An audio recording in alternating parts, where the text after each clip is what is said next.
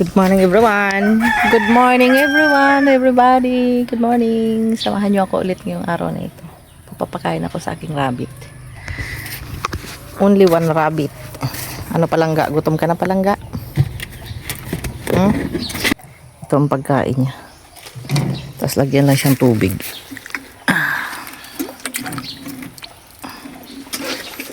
Pinapaliguan ko din yan siya minsan. Gusto niyang maligo pag nililinisan ko yung kulungan niya. And then yung mga manok sunod na sunod nang hingi ng pagkain. Moy! Si Moy Moy ay may banana na. Sarap pa ng tulog ng isa. Tambak na naman ang labahan, akish. Mga palangga.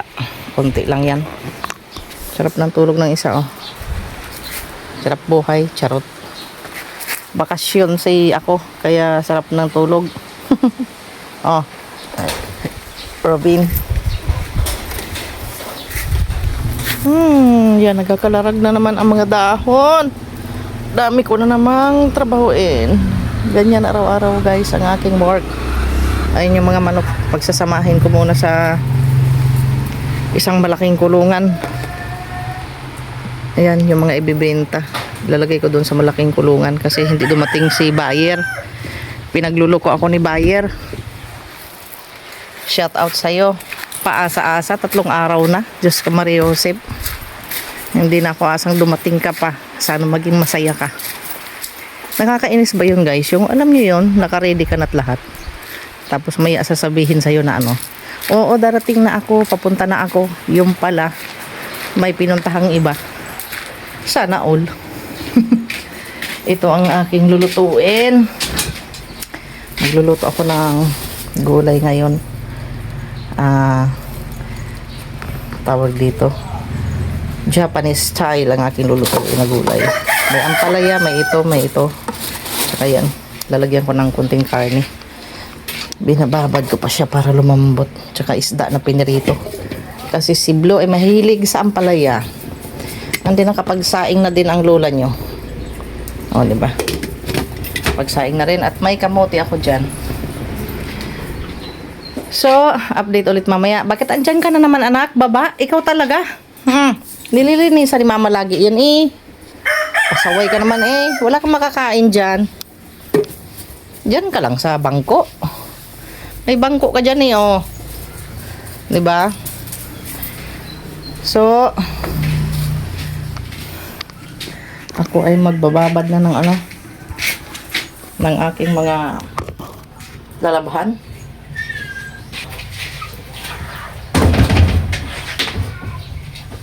Pasabay-sabayin ulit natin mga idol ang ating gawain habang naglalaban, nagluluto.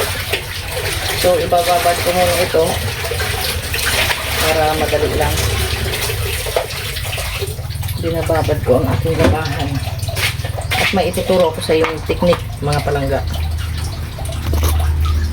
Sa paglalaban ng decolor, diba decolor yung mga yan? Hindi na ako gumagamit ng Sunrox na ano, na tawag dito. Sunrox na decolor. Ito na. Yan, ganun lang. Pinapatak ko lang siya dyan. Patak mo lang yung Sunrox na tawag dito. Na puti. Ikaw nang bahala mag-control. Siyempre huwag mong dadamihan para hindi kumupas ang damit. Ganyan ginagawa ko lagi. Diba ang iba ay ano, hindi sila nag ano, Sunrox na decolor ang ginagamit nila. Pero ako ito. Kasi talagang siguradong malinis talaga yung damit. Kikita nyo yan mamaya. Sobrang dumi. Tanggal lahat ng dumi niyan. Mas maganda kasi ang Sunrox na puti ang ginagamit pambabad.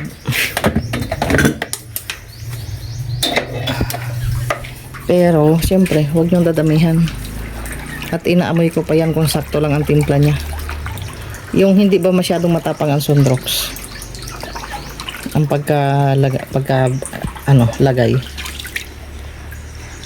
So sakto na ito. Yan, ilalagay na natin sila.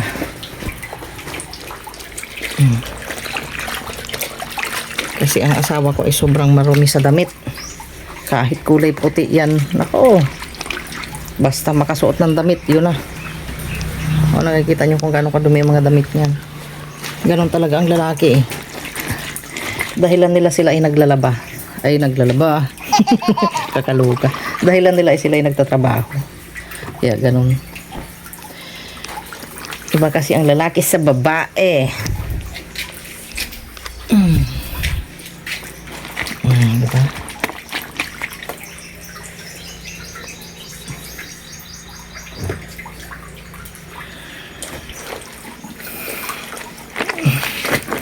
Hindi yan nakupas mga lods. Huwag kayo mag-alala. Ganyan ang ginagawa ko how many years na. Sunrox na puti. Kaya ngayon may natutunan na naman kayo sa akin. Lagyan nyo lang ang sunrox na konti na puti.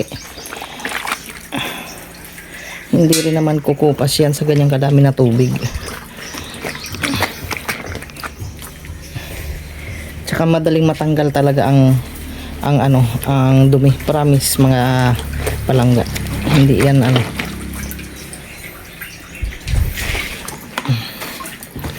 Mahilig kasi ako sa damit na itim. Kung hindi itim, pula. Yellow. Yan.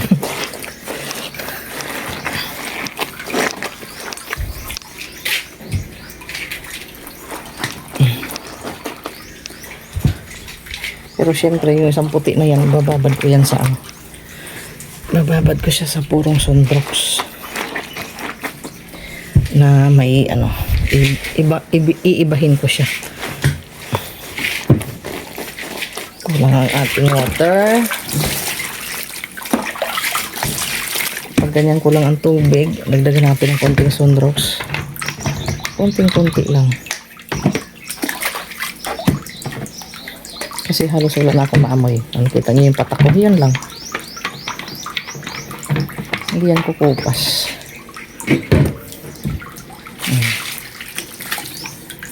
Ganyan ang ginagawa ko. How many years?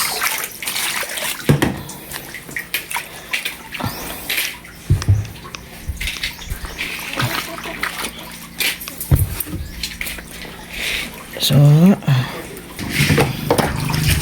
diba? Iniba ko na yan, mga palangga. Ito yung nag-iisang puti. Nilagyan ko na ng sunrox. Yan, kahit damihan mo yan, okay lang yan.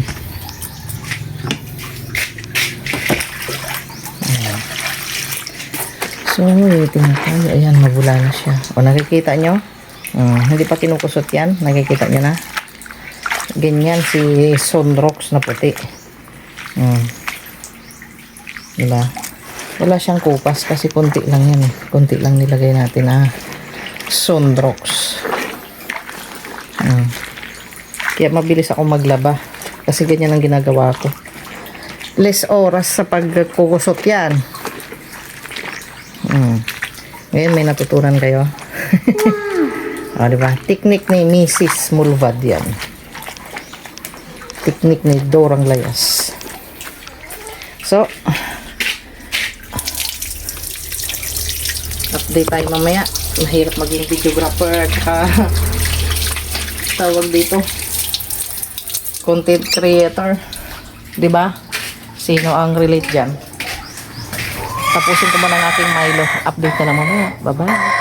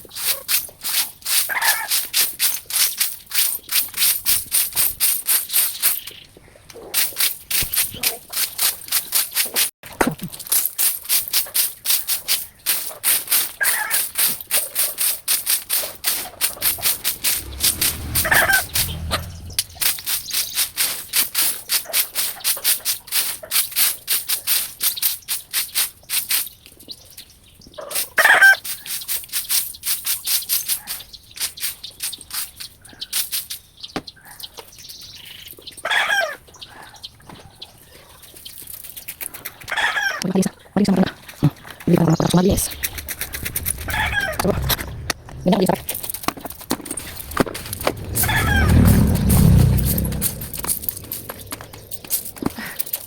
So, ganun lang ako.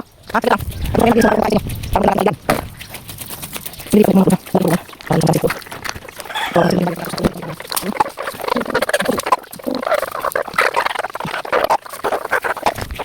Hindi ko lang sa ko. Sama ko. Kumakain mo. Kain mo. Okay ba?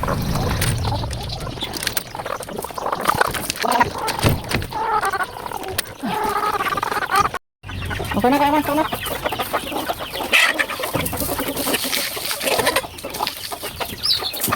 Kain na.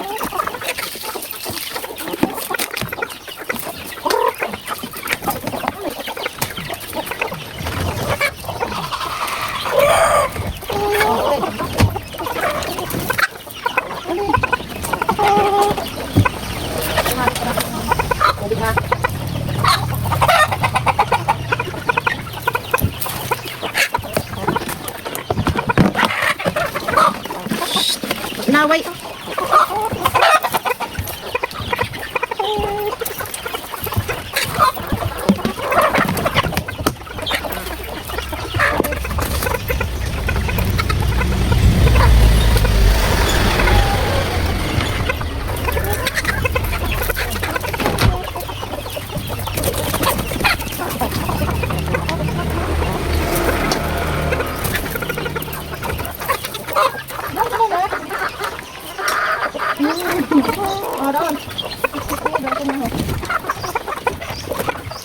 Morning, Marge!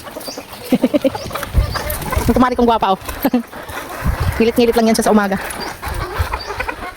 So, kayo naman.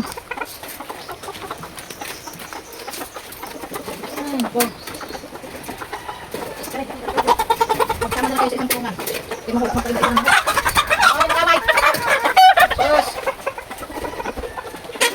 Ay, kapintas ka pala eh. Panulit ko yung dalawa.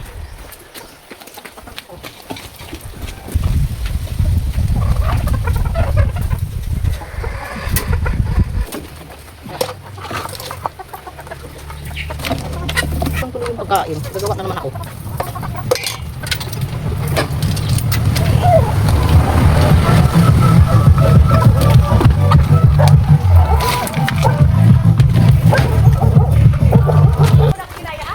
Pasaway?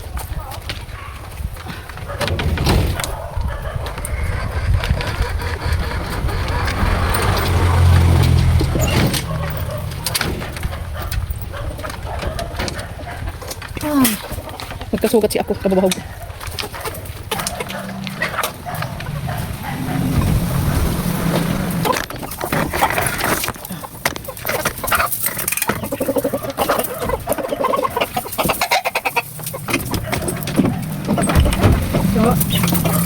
Ano? Ano na? Hindi naman eh. Oh. Dapat silang maraming kinakain kasi silang makatulong. Oh. Kain na kain na. Okay, nagaling Lindra. Kumain ka na. Ah, nasagot ka pa ha. Kain na kain na. Yan. Dami nila diba? Yung pa may isa ayaw pong bumaba. So, itong ginagawa ko araw-araw, mga palangga. Multitasking. Ngayon, magluluto naman ako ng pagkain namin ng aming mga palangga na dogs and cats. At ulam na rin namin. Sa update namin. Time check mga palangga, 9 o'clock. So, ito na lang muna ang aking kakainin. Hindi pa ako nakakaluto ng aming pagkain. Sa kabisi maglinis at saka prepare ng mga labahan. Magpakain ng alaga. Tulog pa naman si Puti. So, kamaya pang gising nun. Naghihilik pa eh.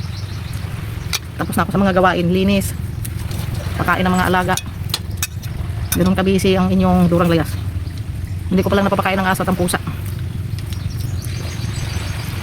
So bali magluluto pa ako. Nakasain ako ng kanin.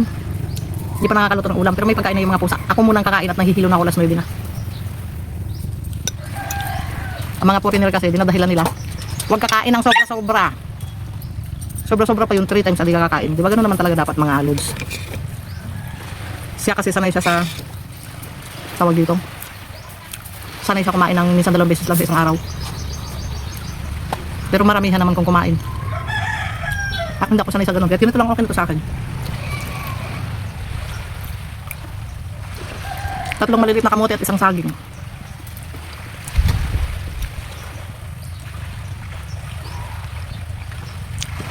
Kain tayo mga palangga.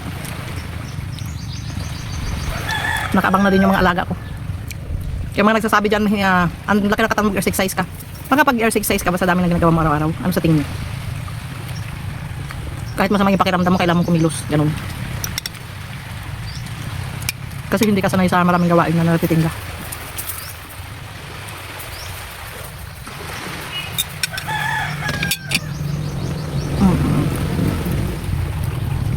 Okay, magtaka kung bakit laging itim ang suot na damit. Mahilig kasi ako sa black.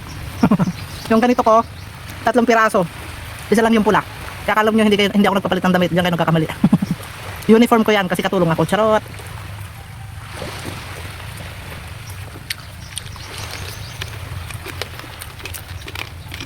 Kain muna ako mga palangga. Update na lang mamaya. Bye-bye. Teknik na malupit mga palangga. Kung kayo ay may karne na lulutuin o kahit manok, isda o baka, tawag dito. Ito kasi ay baboy. Lagyan nyo ng asin. Tapos ganito rin nyo. Diba? Kikita nyo yung dumi na yan. Yan yung dumi. Kasi nai-stack siya sa ref. At yan yung bumabaho.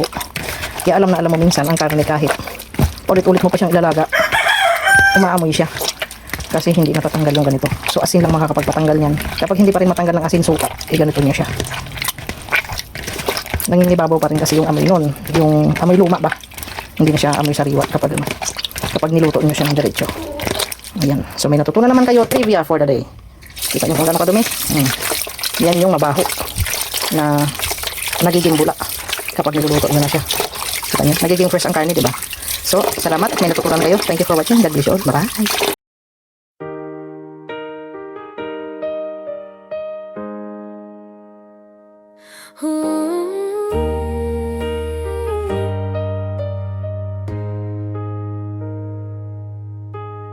Sa bahay lang minsan